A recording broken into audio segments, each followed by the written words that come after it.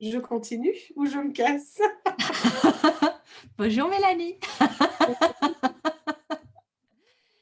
Non, non, tu continues, c'est sûr. Après, tu as toujours le choix, effectivement. Donc, mais Mmh. aujourd'hui, voilà, on se voit en mode, cool et détendu et la proposition, c'est d'échanger, de papoter Mmh. et de voir ce qui sort, comme ça Voilà. sort Mmh. et du coup, comme, je suis très curieuse, hein, n'est-ce pas? Du coup, je vais commencer par te poser une première question qui est, ben voilà, comment est-ce que tu te présenterais aux personnes, qui ne te connaissent pas, toi, Mélanie Prévost? Comment je me présenterais? Du coup, je pense toujours de façon humble, en étant, un humain parmi, 7 000 000 d'humains. Un humain qui a eu tendance peut-être jusqu'à maintenant à se cacher, à se sentir aussi différent tout le temps, sans forcément, oser dépasser ça, en fait, sa différence et le regard des autres et tout ça. Et mais un humain qui a vraiment, envie d'agir et de faire autrement parce qu'il s'est senti, vraiment contrit dans des cases, dans des un peu étiqueté et tout ça, ça lui convient pas du tout. Et un humain qui a envie de prendre pleinement son pouvoir d'humain et de pouvoir, aussi, donner la visibilité aux autres que c'est possible de s'en sortir même différent. Parce que du coup, de transformer, ce que peut être la différence perçue en unicité en fait et vraiment un humain qui a envie de reprendre son pouvoir ben, de façon exponentielle en fait et un humain qui a compris qu'il n'était pas arrêtable et que même s'il prend le temps à certains moments parce qu'il y a toujours des facettes plus difficiles, des moments plus difficiles que l'autre, et il y va en fait. Et là vraiment, il compte bien. Du coup, je vais parler avec le jeu parce que j'ai présenté l'humain et je compte vraiment bien pas m'arrêter là et ouvrir la voie pour des gens qui se sentent aussi différents, qui ont vécu l'injustice Mmh. et donner la visibilité à d'autres personnes que tout est transformable, que ce soit la pire des situations perçues, vécues, que j'ai la conviction que réellement tout est transformable. Après, on prend plus ou moins de temps, mais que on peut réellement être, comme je te disais plus tôt, être l'alchimiste de sa vie et de transformer toutes les situations qui sont plombées en or. Et c'est vraiment pas une métaphore que je prends à la légère, en fait.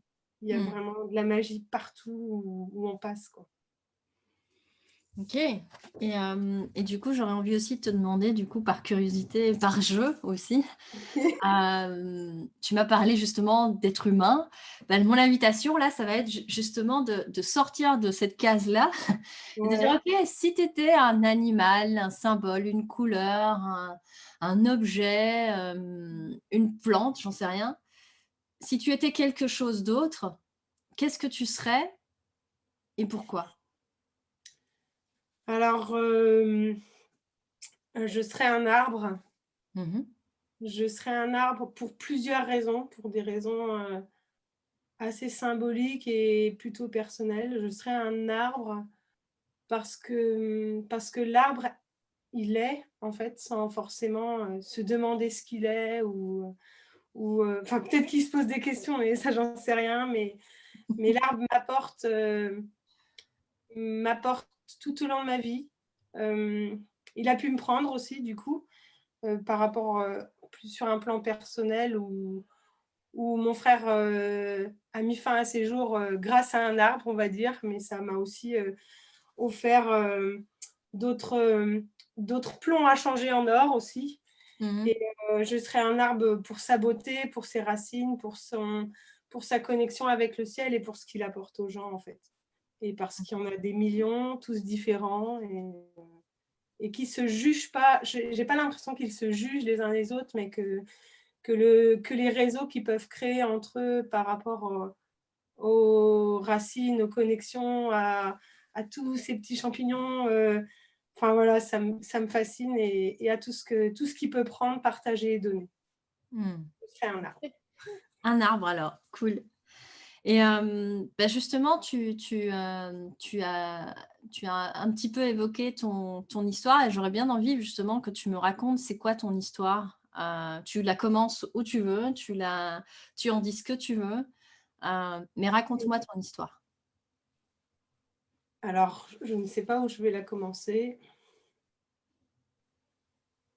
Bah, mon histoire, c'est l'histoire de quelqu'un qui se sent différent déjà depuis très, très tôt, qui a commencé, l'école très jeune. Donc, je pense que à 2 ans, j'étais déjà à l'école. Mes parents travaillaient. J'ai très rapidement senti la différence et l'incompréhension aussi face au monde qui m'entourait, qui était vraiment très différente de l'école et de la maison, où je me sentais à la maison, assez entendue en fait et à l'école pas du tout. Heu,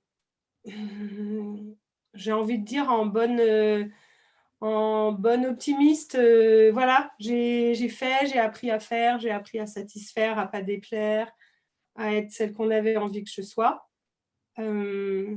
J'avais déjà à l'époque, la capacité de transformer le négatif en positif et à avancer, quoi qu'il arrive. À l'adolescence, ça a commencé à se compliquer où au collège, en fait, je trouvais de moins en moins ma place et j'ai vraiment eu envie de trouver une porte de sortie. C'est-à-dire que continuer dans le format classique de l'éducation nationale devenait très anxiogène et j'ai trouvé une voie de créativité. Donc, je me suis vite enfuie. J'ai fait tout ce qu'il fallait pour fuir quelque chose qui m'aurait mis encore plus mal. Je gérais plutôt bien, mais quand même avec, pour mon âge, déjà des questionnements qui revenaient, qui restaient sans réponse par rapport au modèle qu'on me proposait. Donc, bah, j'ai continué, j'ai avancé comme ça dans un domaine créatif où je ne trouvais pas ma place, où j'étais encore jugée parce que différente, avec peut-être une plus grande vision ou des choses, des questionnements aussi. Je sais que les questionnements ont beaucoup dérangé et des questionnements plus profonds. Donc moi, je suis partie dans le domaine de la coiffure au départ et je me suis éclatée au niveau de créativité. Et après, j'ai été confrontée au côté de la superficialité en fait de la chose. Mmh. Et, et je me suis dirigée vers quelque chose de plus humain. Pour moi, il y avait toujours ce sens-là qui était de. J'avais aussi vu que ce que j'aime et ce qu'on peut appeler mission de vie, même si je trouve que c'est un peu galvaudé comme mot, c'est de rendre. J'aime prendre quelque chose et de le rendre plus beau. Et, Mmh. et en fait, voilà, quand j'avais mes clientes, elles étaient, d'après elles, plus belles en sortant qu'en arrivant, mais à un moment donné, ça ne suffisait pas. Je voyais bien que la beauté, elle était beaucoup plus profonde que ça et elle était beaucoup plus interne que ça. Mmh. Et du coup, je me suis dirigée vers. J'avais envie de rendre ce métier-là plus authentique et plus social. Et en fait, je me suis dirigée vers les gens qui en avaient plus besoin, entre guillemets, qui n'avaient pas juste envie d'être beau, mais qui avaient envie d'aller mieux vers la coiffure. Donc, j'ai fait un travail dans le milieu paramédical. Et après, quand la formation de socio-coiffure est sortie, à peu près 10 ans après mon envie d'autre chose dans la coiffure, parce que j'aimais vraiment ce côté créatif, j'ai réalisé la formation de socio-coiffure qui m'a ouvert sur le massage, la psychologie, l'aide à l'autre.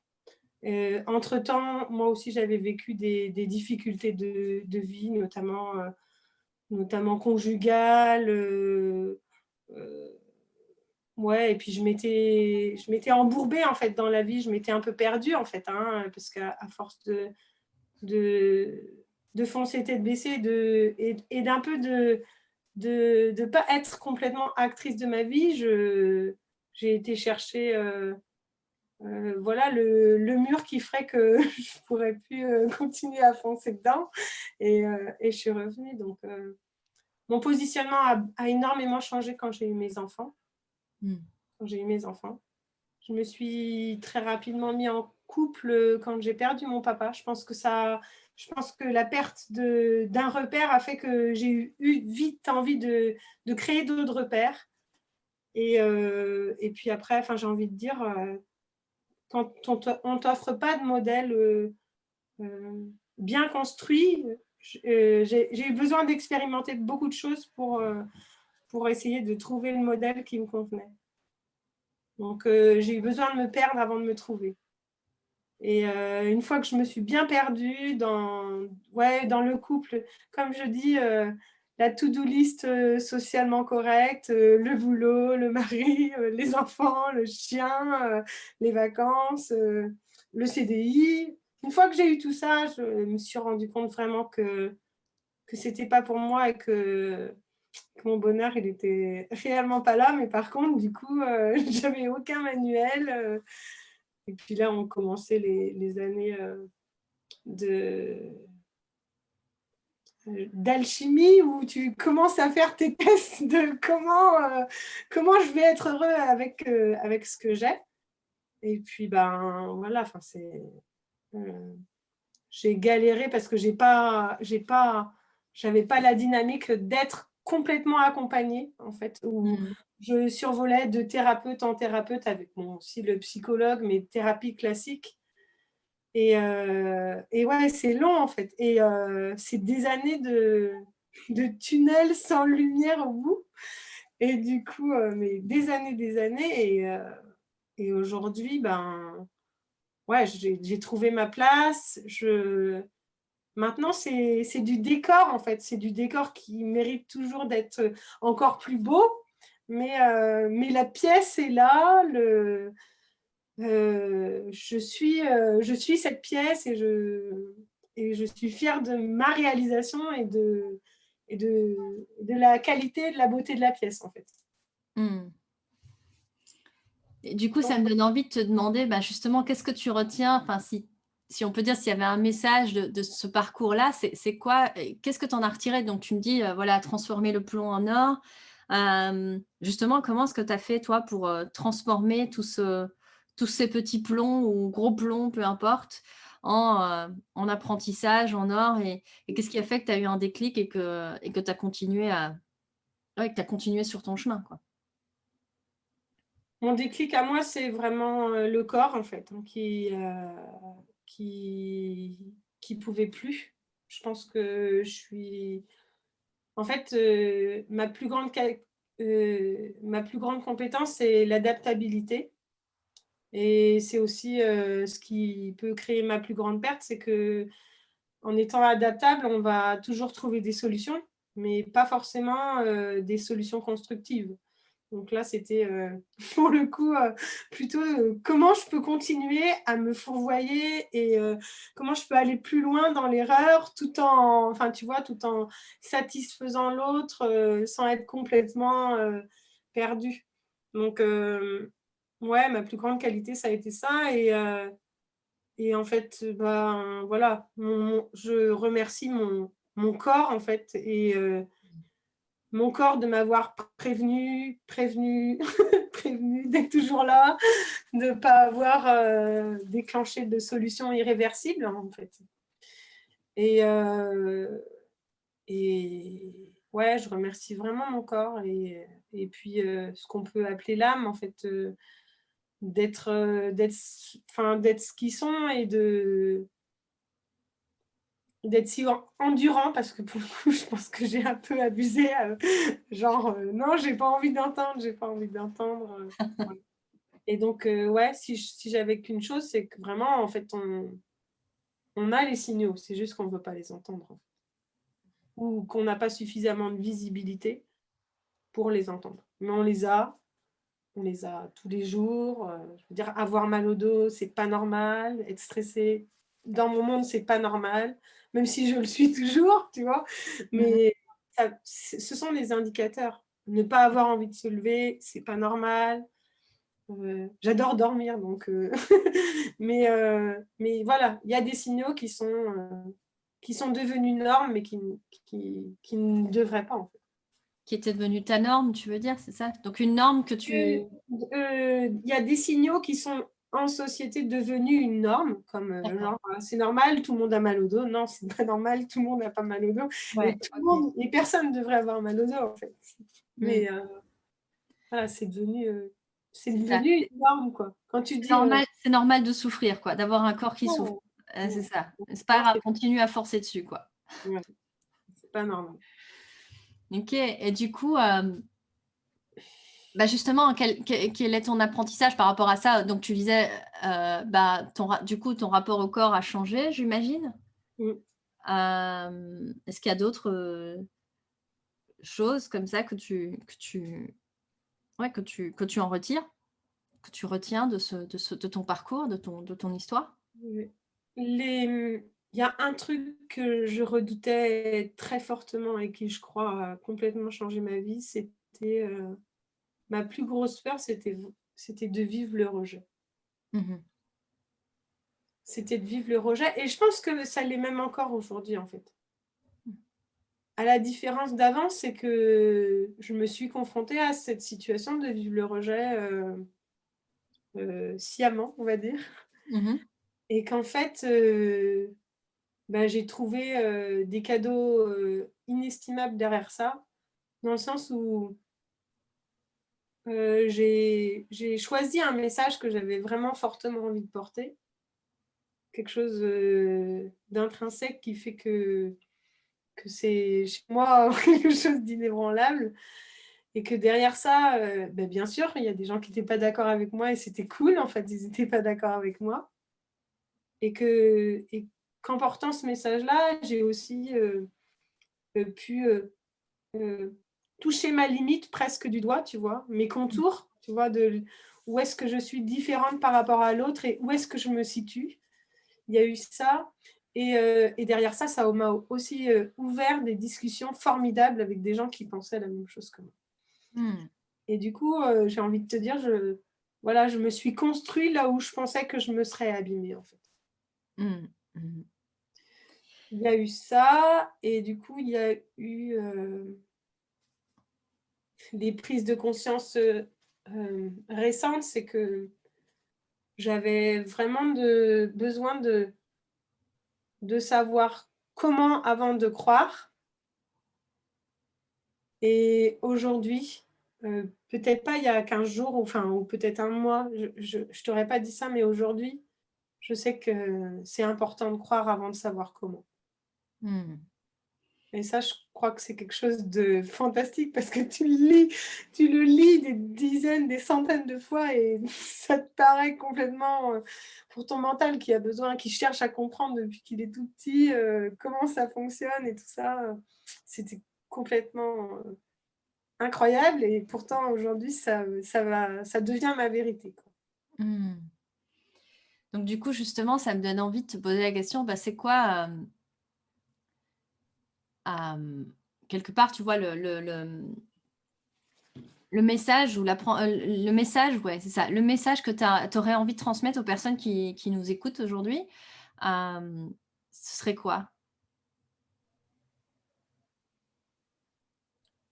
Le message, alors comme ça, c'est que c'est important de tomber, que c'est utile de tomber, important de se relever, et nécessaire de transcender, en fait, et de continuer à tomber, ou de se créer des opportunités de tomber, et toujours de se relever, même si c'est difficile, et continuer à transcender, en fait. Et je trouve super beau la métaphore que d'autres utilisent, c'est qu'un enfant, il est tombé milliers de fois avant de savoir marcher. Et en fait, voilà, la persévérance et une pointe d'audace pour toujours se dépasser, et beaucoup de courage. Mais ouais, en fait, c'est vrai que après, peu importe le rythme, parce que je vois par rapport à... Même si c'est pas utile de se comparer. Je vois que certaines autres personnes avancent plus rapidement, des fois sur des temps courts ou moins courts, mais que l'important, c'est d'être avec soi, d'avancer sur son chemin d'évolution. C'est hyper important. C'est important aussi de faire des pauses pour mieux réavancer. Mais ouais, c'est ça. Tomber et se relever, et prendre le temps de se relever et suivre avancer. son rythme, du coup. Yes. Aller à son rythme, parce que j'entends, ouais, je pourrais utiliser ton image un peu, mais j'imagine un enfant qui voudrait aller trop vite, qui voudrait suivre le rythme de son copain d'à côté, qui pourrait du coup trébucher encore plus vite et peut-être se décourager en disant mais c'est voilà, parce qu'il se compare à l'autre, alors que s'il prend son temps et que finalement il se fait confiance, ben, peut-être qu'il progresse même plus vite, ou il ira peut-être même plus loin que le copain qui va vite, on ne sait pas. Mais en tout cas, c'est ça, c'est un peu chacun son chemin et son rythme d'évolution, quoi, finalement. Et j'ai envie de dire, c'est vrai que ouais, c'est ça, prendre le temps et pas se comparer, quoi. Parce que dans mon histoire, c'est vrai que si j'avais... Enfin, je regrette absolument rien. Mais je pense que si j'avais eu la conscience qu'on pouvait prendre le temps, je ne sais pas si les choix auraient été différents, mais ça aurait peut-être été différent. En fait, c'est vrai qu'on a le temps, quoi. Et profitons tant qu'on l'a, quoi.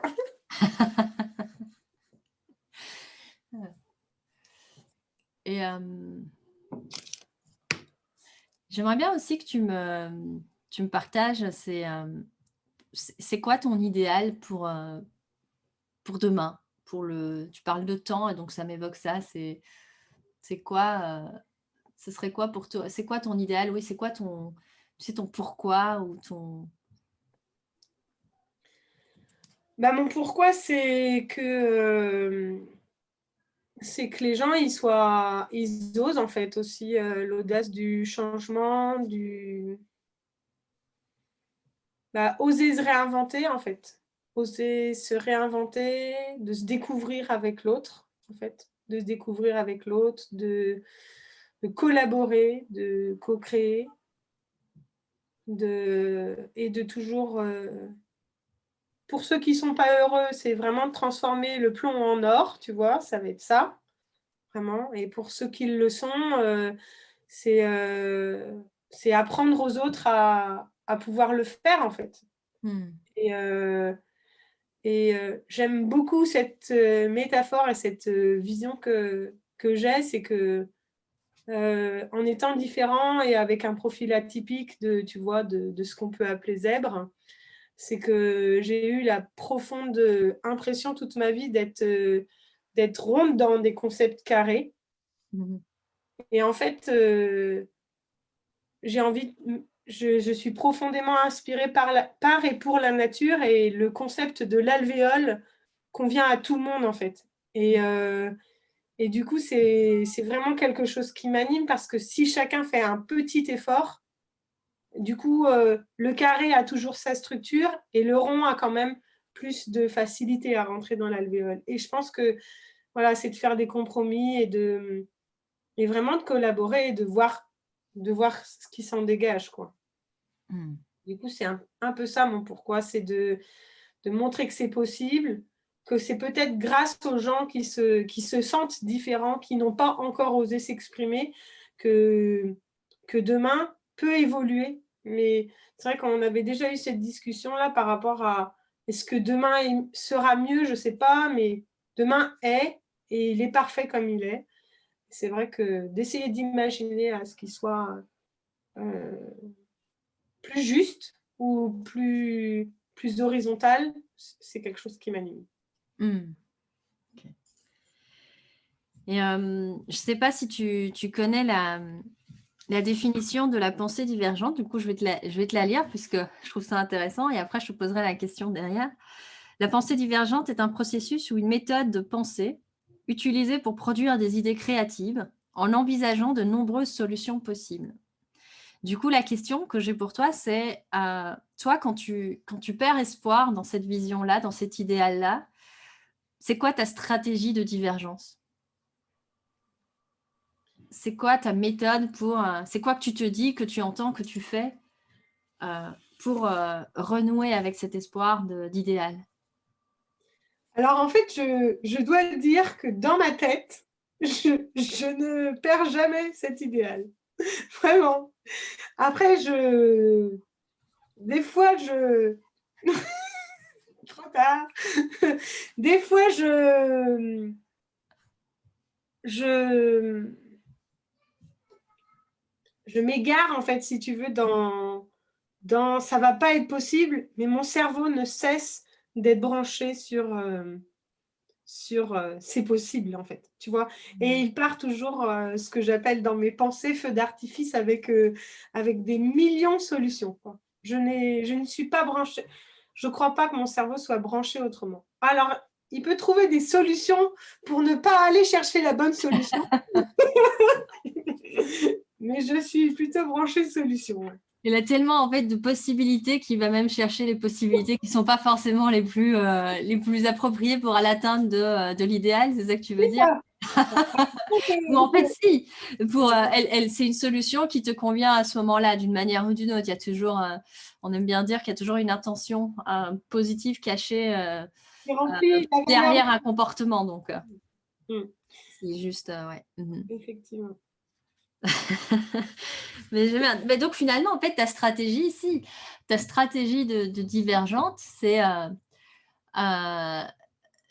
que quelque part, tu as cette phrase ou cette croyance tellement ancrée en toi qu'en fait, il n'y a même pas l'option de perdre espoir, en fait. Donc, si on peut se dire, il y a un truc qui vient, c'est qu'au moment où l'envie pourrait te prendre de perdre espoir, il y a un truc qui émerge, ou comme tu dis, une vision, tu la revois, ou je ne sais pas, est-ce que c'est une image, est-ce que c'est un son, est-ce que c'est un mantra? Alors comment c'est très paradoxal cet endroit-là, parce que du coup, si tu veux, c'est que c'est vraiment l'impression déjà que mon cerveau est câblé à la recherche de solutions. Mais, comme je te dis, pas forcément toujours dans la bonne direction. Ouais.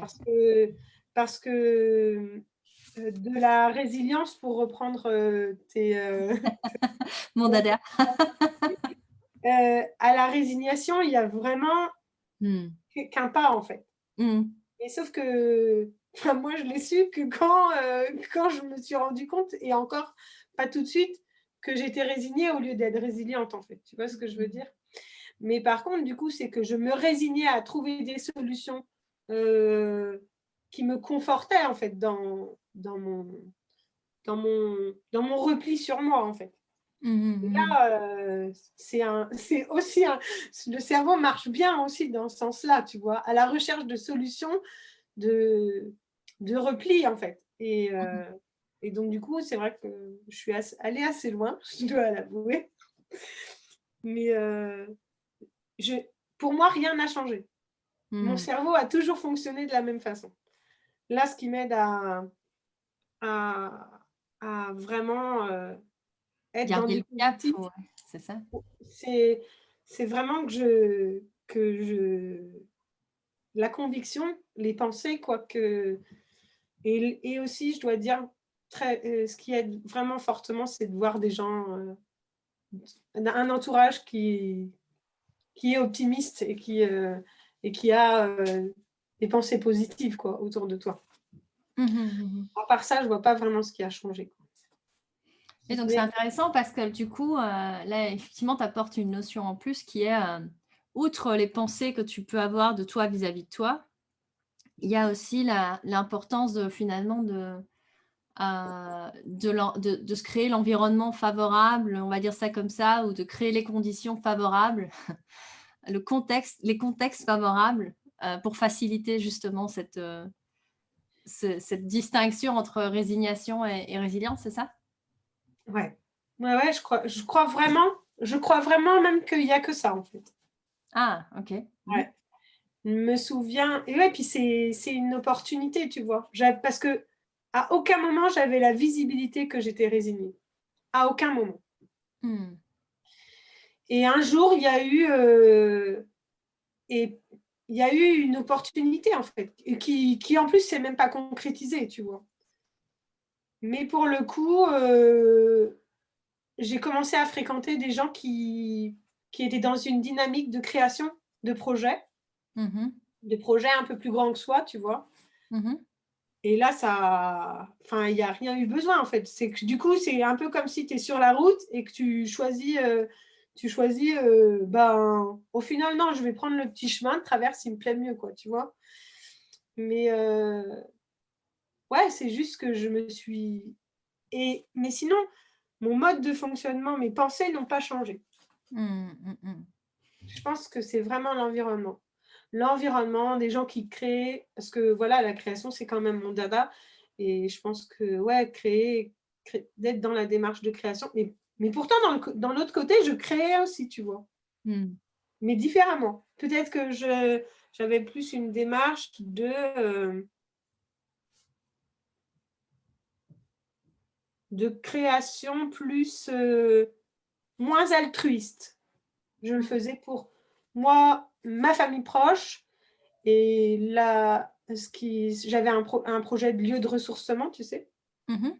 Et du coup, c'était moi, la famille proche, mais plus que ça, en fait. C'est le fait d'avoir une vision plus grande que soi, en fait.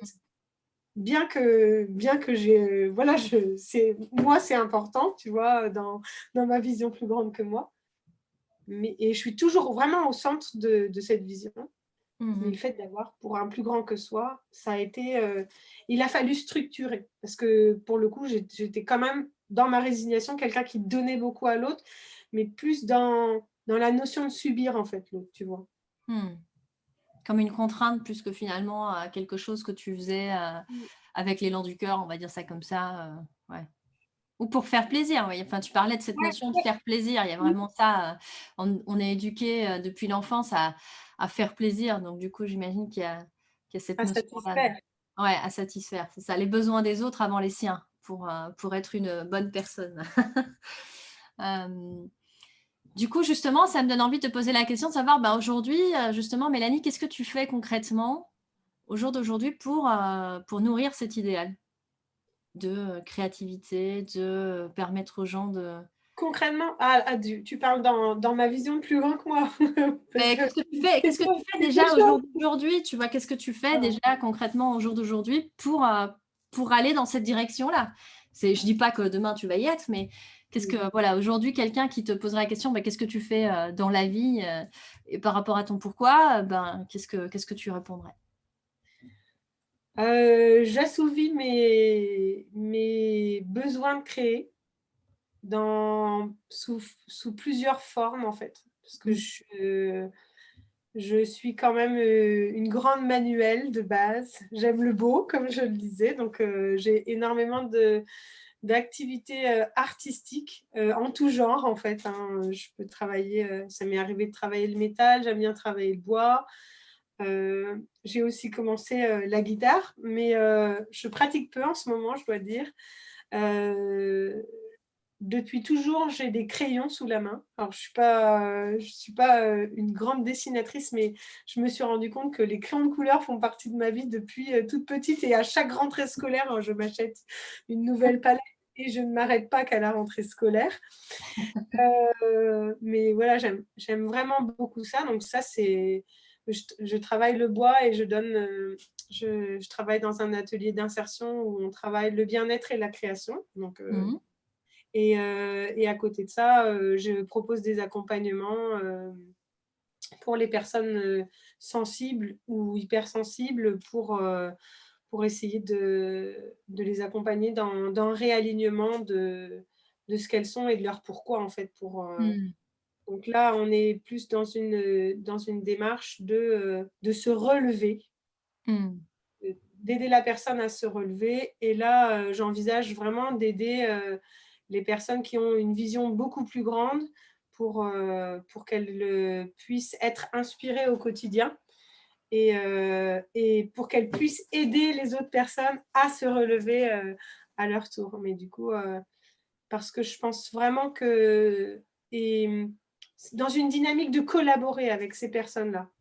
parce que je pense vraiment qu'on manque cruellement de collaboration et qu'en fait, on ne nous a pas appris à collaborer. Et c'est quelque chose que moi, j'ai découvert donc, dans la dernière formation que j'ai faite d'entrepreneuriat, économie sociale, solidaire et développement durable. Et c'est vraiment quelque chose qui a réparé quelque chose en moi, en fait.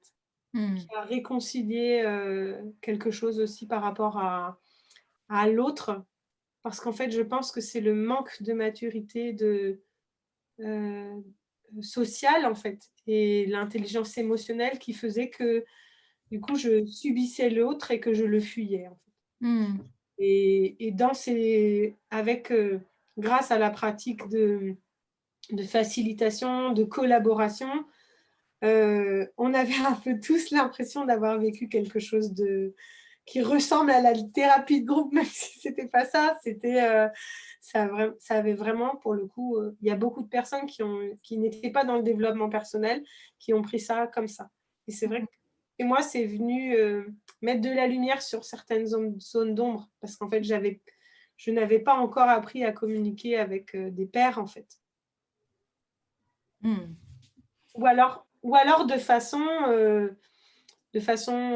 professionnelle. C'est quelque chose que je faisais très bien, tu vois, en one-to-one, comme on dit, où je faisais très bien, où du coup, j'ai développé une excellente capacité d'écoute, de comprendre l'autre et de le satisfaire encore une fois. Mais je n'avais pas le retour qu'il m'était possible d'être mieux comprise, de me sentir entendue, de me sentir écoutée et comprise dans la totalité de mon être. Et ça, ces pratiques collaboratives là m'ont permis ça, et c'est vraiment quelque chose que j'ai à cœur de pouvoir transmettre aujourd'hui, quoi. Ok, ouais. Donc c'est vraiment cette notion de pouvoir, bah oui, tu parlais tantôt de création, mais de co-création même. Donc c'est un peu, j'ai l'impression, la combinaison de cette notion et même code, il y a aussi communiquer, parce que tu parlais dans la communication, il y a savoir écouter l'autre, mais il y a aussi pouvoir exprimer ce qui se passe aussi pour nous, puisque la communication, en fait, elle est normalement équilibrée.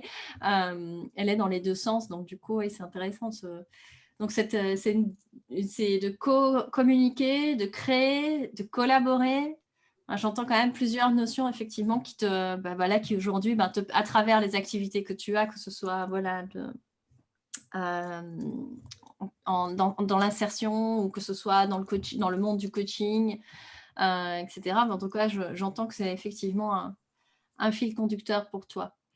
Là, j'ai envie de te proposer un autre jeu là, qui me vient. Je vois bien. Pour terminer cette interview, j'aurais envie de te dire, justement, si tu devais résumer cette interview en un mot, ce serait quoi le message, le mot que tu choisirais pour les auditeurs?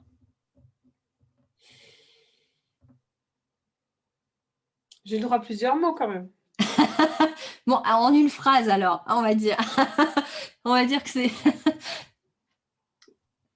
Ne jamais se sous-estimer et la capacité à rebondir. Et que ce qui me vient en image, c'est vraiment que le diamant vient du charbon, en fait. Ok, donc ça, ce serait, voilà, je devrais peut-être te dire un mot, mais je voudrais dire, c'est quoi laisser plus l'image, alors, du coup, que tu veux laisser à nos auditeurs, c'est ça, et cette phrase, à la limite, qui résume assez bien cette métaphore, le diamant vient du charbon. Ça me plaît bien, comme mot de la fin. Je la garde, je la note. Merci beaucoup, Mélanie, pour ce temps. Oui, c'est ça, copyright. Merci pour cette interview inspirante et inspirée. Et voilà, je pense que les gens prendront ce qu'il y a à prendre dans cette interview. En tout cas, c'est ça la proposition, à travers les histoires des uns et des autres, et qu'ils prennent ce qu'il y a à prendre pour ouvrir le champ des possibles. Donc, merci encore à toi. Merci à toi, Sandra. À bientôt. Ouais.